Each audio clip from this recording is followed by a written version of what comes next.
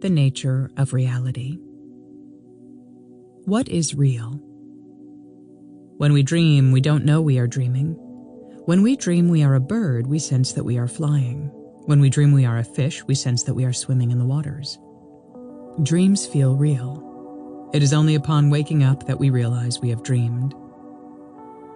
There was once a man who was transformed into a tiger. When his brother came to see him, the man, who was now a tiger, mauled him. We cannot say that this man lost his senses and killed his brother, because when this man became a tiger, the other man was no longer his brother. When he was a tiger, he had no idea what it was like to be human, and when he was human, he could not imagine what it was like to be a tiger. We assume that the reality that we live in is the ultimate reality. While we are experiencing this reality, we cannot conceive of other realities. However, when we transcend this reality, we realize that we have been dreaming, and after awakening from the dream, we cannot imagine how we could have lived in illusion and not known it. In winter, water freezes and becomes ice. In summer, ice melts and becomes water. We accept these facts because we know that this is the natural way of things. However, when things turn from good to bad, we fret. This is because we do not understand that good and bad times are also part of the natural way of things.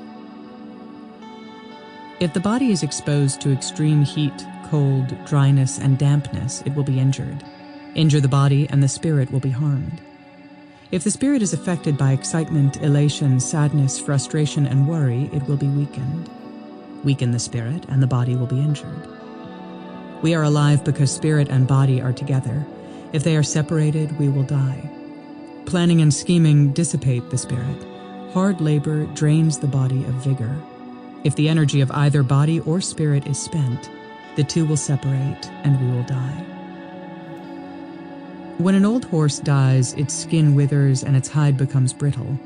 However, the fur of a dead puppy is soft and warm. This is because one animal has used up its life energy and the other has not.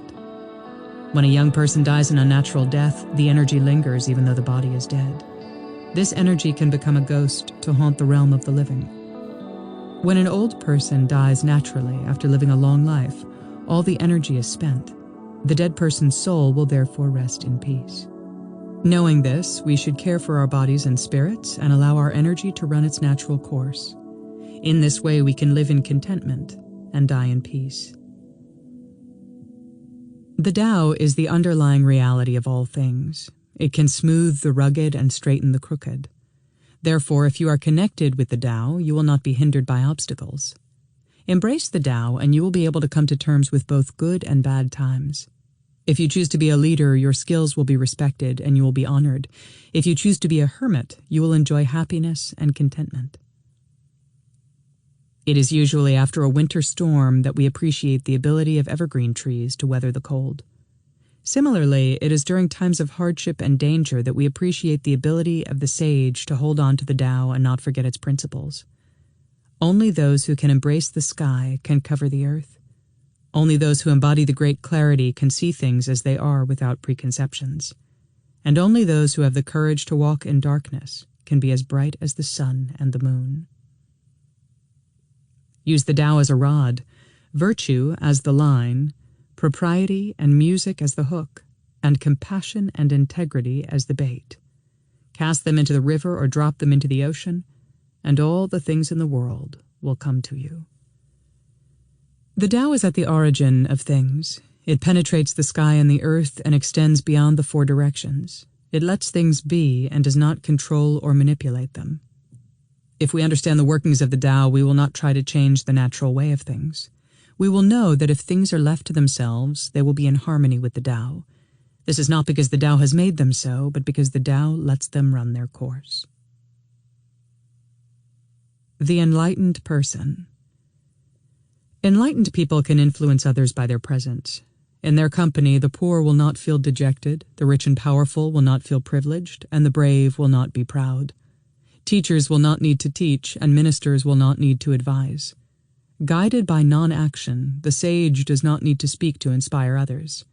Like a dragon or a snake, he can lengthen or shorten, expand or contract, and move or rest according to the demands of the situation.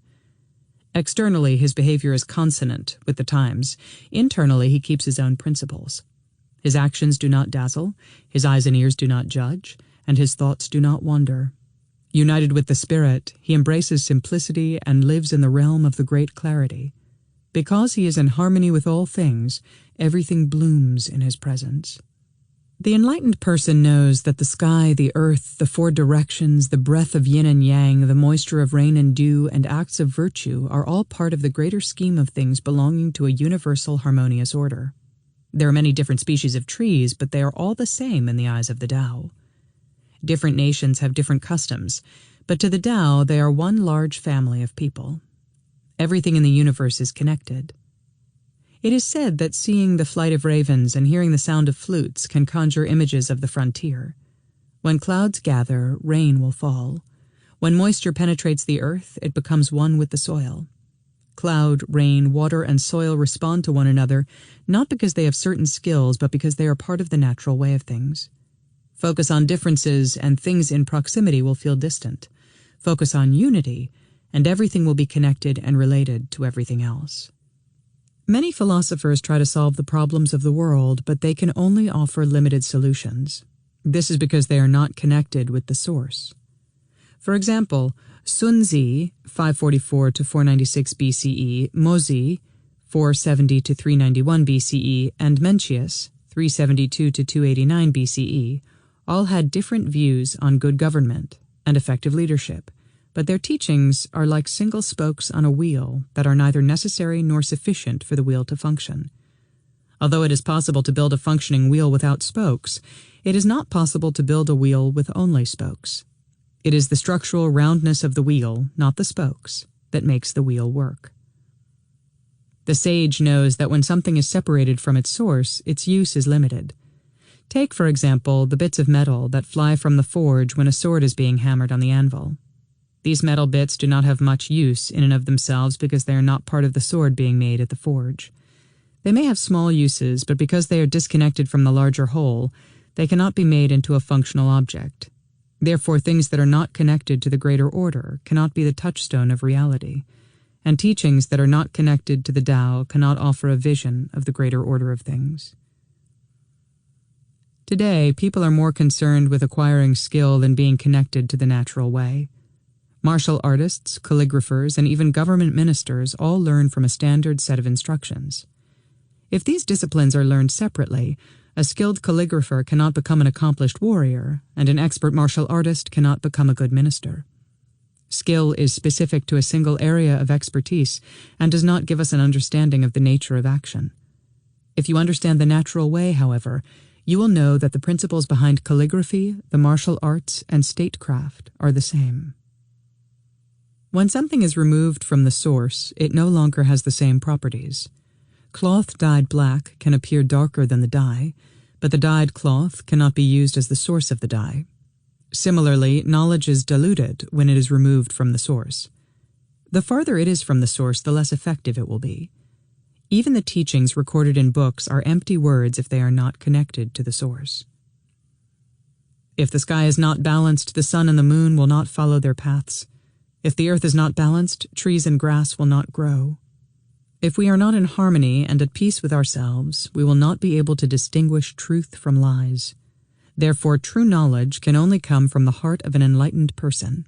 If we do not know the ultimate reality, how can we know whether something is true or false? The sage puts her spirit at the center of her being and returns to the state before things were born, but she is able to see, hear, and act in clarity. Because she has no intention, she can accomplish great things.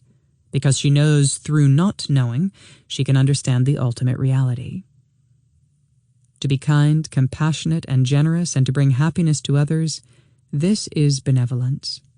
Achieving great deeds, commanding respect from others, setting things in order, separating private and public interests, discriminating the useful from the useless, keeping the country safe, training others for succession, putting down rebellions, building temples and shrines, and being kind to orphans and widows. This is integrity. Closing the 9 openings of the body, hiding intention and will, abandoning know-how, returning to the state of not knowing, wandering far from the dust of the world, living leisurely in the realm of non-action, embracing yin and yang, and being at one with everything. This is virtue. The Tao and Virtue. When the Tao flourishes, there is virtue. When virtue is absent, benevolence and integrity emerge. Once benevolence and integrity are here to stay, virtue will be gone. Lao Tzu, 604 to 531 BCE, once said that the great Tao can dissolve benevolence and integrity, and that benevolence and integrity can destroy the Tao. This is because when there is virtue, there is no need for benevolence and integrity. When virtue is gone, benevolence and integrity are needed to maintain order in society. Virtue is part of the Tao. Benevolence and integrity are creations of humanity. Virtue is part of the natural way. Benevolence and integrity appear when the natural way is abandoned. When society disintegrates, philosophers and teachers appear. In the final years of the Zhou dynasty, 1046 to 256 BCE, the followers of Confucius and Mozi debated what the best form of government is and how to end social strife. They promoted their ideas and attacked their opponents. If they could not impress people with flowery speeches, they intimidated them with a display of knowledge. They posed as champions of social harmony and promoted culture and rules of behavior. Complicating an already complex society, codes of correct actions multiplied. People began to accept the expectations set up by society. They wanted to realize their ambitions, leave a visible legacy of their accomplishments, and be admired by future generations. They displayed their virtue, promoted their abilities, and abandoned the real for the false. As a result, they became ill and weak as they strayed farther and farther from the path of life. The Sage and Virtue. The sage is never far from virtue, and virtue is never far from the Tao. When a large and beautiful tree is felled, it becomes just like any other tree. Floating down the river, it may appear better than logs of lower quality, but the essential difference between it and the other trees is gone. This is because it lost its essence when it was removed from the earth. Similarly, a person who loses his or her essence becomes an empty hulk. When spirit and energy stray, words and promises are empty. When virtue departs, actions are insincere. When the connection with the Tao is broken, behaviors are dictated by external pressure. Without essence, a person is an empty shell, acting to please others rather than following his or her own true nature. Smothered by desire and greed, he or she is no longer rooted in the origin. Buried in the dust of the world, he or she becomes a slave of desire and a prisoner of the will of others. The sage focuses on his inner nature and is not concerned with external form and appearances.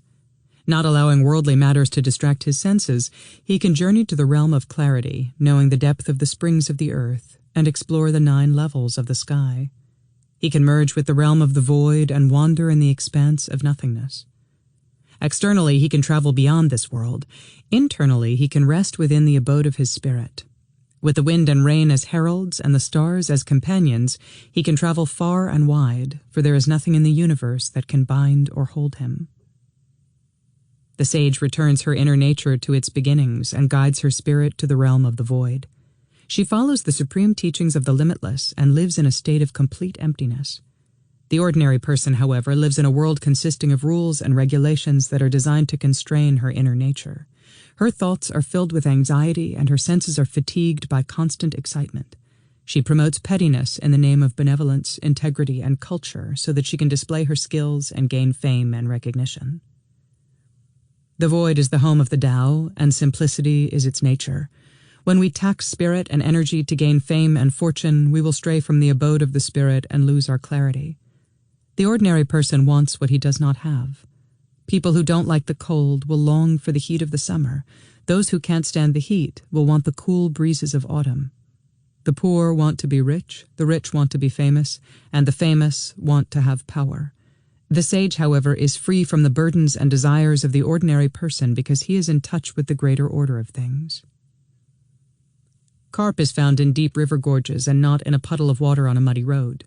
Large trees are found on high mountains and not in a small backyard. Similarly, the greatness of the Tao is found in the bright spirit of the sage and not in the limited consciousness of the ordinary person. If I had to choose between having friends and possessing the world, I would choose to have friends. If I had to choose between being liked by others and being at one with the beginning and end of things, I would choose to be at one with the beginning and end of things, to wander between existence and non-existence. The sage is in touch with the nature of things. In summer, she does not wear a coat. In winter, she does not carry a fan. She cooks according to her appetite and buys clothing according to her needs. If you are content with the essentials, how can desire creep into your life? Those who truly own the world do not pursue ambitions, and those who are truly honored do not seek fame. Those who want to be recognized, however, display virtuous behavior and hope that their actions will win praise and respect. They do not know that virtuous behaviors are but appearances, and that to try to return to the origin through appearances is as difficult as trying to get roots to grow from leaves. The sage does not feel elated when he is praised or dejected when he is blamed. At peace with life and death, he is not excited about living or anxious about dying. Even if he is engulfed by fire or swept by floods, his spirit remains calm and balanced. It is natural for water to be clear and still. It is the presence of mud that makes it murky. Human nature tends toward stillness. It is desire that makes it attached to things. The ear responds to sound, the eye to light, the tongue to taste, the nose to smell, and the skin to heat and cold. However, when there is desire, the eyes see beauty and ugliness, and the ears hear praise and criticism. When the senses respond to likes and dislikes, they lose their natural function. As a result, we will not be able to see a pit in our path or hear the thunder of an approaching storm. The spirit is the well of intelligence. If its source is clear, intelligence will be clear. If intelligence is bright, the heart will be peaceful. Troubled waters cannot produce clear reflections, but the surface of calm waters will image everything clearly. A rusty plate is not an effective mirror, but a piece of polished metal will produce a clear image. Similarly, true nature is revealed most clearly when the thoughts are still. If the Tao grows in your heart, peace and contentment will follow. Just as a polished mirror is not tainted by dust, a clear intelligence is not distracted by desire and craving.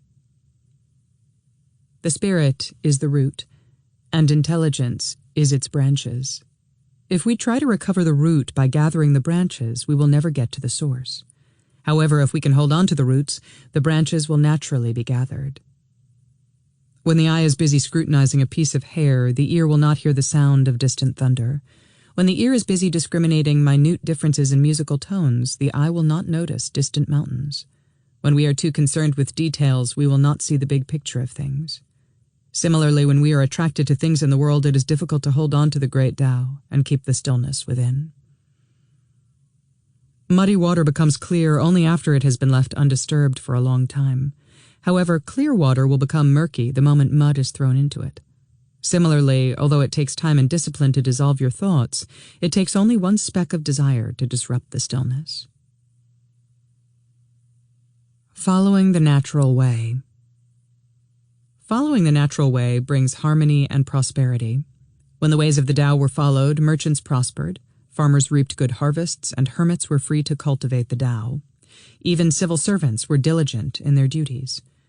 During those times, wind and rain did not destroy houses, grass and trees did not wither, the 9 regions of the country stood firm, jade stones and pearls were large and bright, and the sages were able to use their wisdom to benefit others. Things went well for everyone because the sagely rulers followed the way of their ancestors and placed the welfare of the people above all other concerns. When the ways of the Tao were abandoned, things went badly for everyone. Honest citizens were imprisoned and tortured, farmers lost their crops, merchants could not do business, earthquakes and floods devastated the country, people and animals were born deformed, and sages were nowhere to be found. When a lake dries up, the fish disappear. When a forest is stripped of trees, the birds vanish. When the ways of the Tao are abandoned, the sages hide. Like fish and birds, sages need a conducive environment in which to flourish. This is why things are better for everyone if the ways of the Tao are followed. Prosperous cities can be reduced to rubble overnight by an earthquake. When natural disasters strike, everyone is affected, rich and poor, sage and criminal, coward and warrior. When fire sweeps through a forest, everything is burned. trees, flowers, weeds, medicinal herbs, and poisonous plants. Fish and marine life cannot thrive in polluted waters. Fruits and grains are damaged if there is an early frost. Similarly, the sage will not thrive if the environment does not support her existence. A horse tied to a fence is no different from a mule. We can appreciate the speed of the horse only if it is given the freedom to run. A monkey in a cage is no different from a chicken. We can appreciate the monkey's cunning only if it is allowed to explore. When King Shun was a farmer and a blacksmith, he could only help his neighbors. However, when he became emperor, he was able to help all the people in his kingdom. This is not because he was more virtuous as a king than as a farmer, but because as a leader he had more opportunities to exercise his virtue. When conditions are right, things will thrive. When conditions are not conducive, things will wither. Thus, when life is nurtured by the stillness of inner nature, it will flourish. When inner nature is nourished by the fullness of life, it will develop. And when people are born and raised in times of peace and harmony, they will naturally become sages.